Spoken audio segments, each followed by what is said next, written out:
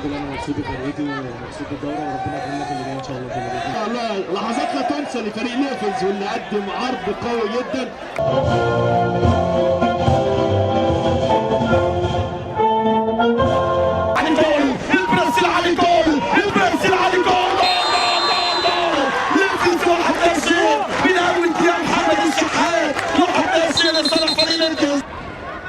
كورة من جبل يوم لصالح فريق بلدية الشوط الثاني انشا هنا مداش على طول هذا كورة جول كورة جول جول جول كورة جول جول جول جول جول جول جول الثاني جول الثاني جول نيفلز جول والثاني اثنين ماشي حتى الان من 60 40 فكري شباك كور يا راجل حط يا راجل حط يا راجل حط يا راجل حط في تسلل هذا التسلل في تسلل يا اسف بلدية عنده ضربة جزاء عنده هدف ملغي هذا الكور هنا كرة الثالث جول جول جول جول جول جول الثالث جول اضرب بالثالث يا كابتن محمد يا شحات كرة جول مش عاوزة معانا يا سلام يا كابتن محمد اليوم مبروك يا فريق ليك الاتحاد السعودي رسالة بلدية الإسماعيلية كابتن كريم اتمنى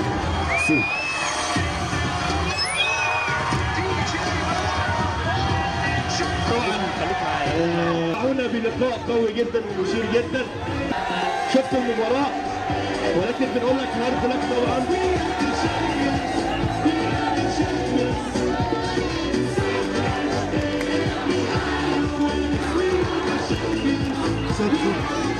لحظات لا تنسى لفريق نيفلز واللي قدم عرض قوي جدا. تعالى طبعا نجيب الكابتن محمد ورجالته طبعا. كابتن محمد ألف مبروك عرض قوي. فرقة كورة فعلا. عايزين كلمة توجهها لفرقة البلدية وبعد كده نفرح مع الشباب. اول حاجه عرض لك فريق البلديه المحترم بالجهاز المحترم بتاعهم عرض لك اليوم والله فرقه محترمه ورجعت وصلوا للنهائي والحمد لله ربنا كرمنا وكسبنا النهائي وربنا يعوض علينا ان شاء الله في اللي جاي والحمد لله انا مبسوط بفرقتي ومبسوط بالدوره وربنا يكرمنا في اللي جاي ان شاء الله كله. السلام عليكم. اولا بشكر سياده المستشار عادل البحيري على الكلام الحلو اللي قاله دوت واشكر كابتن كريم علي.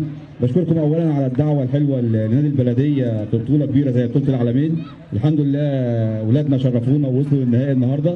بشكر كل المسؤولين عن البطوله، بشكر كل المدربين اللي تعبت النهارده معانا ووصلوا للنهائي، كابتن منصور وكابتن جمال المركز الاعلامي. بشكر اداره النادي اللي هو الحمزه وكابتن عماد فتحي اللي دعمونا عشان نوصل لمكانه زي هنا. ان شاء الله تكون ختام مسك للبطوله واولادنا يقدروا يشرفونا وياخدوا البطوله.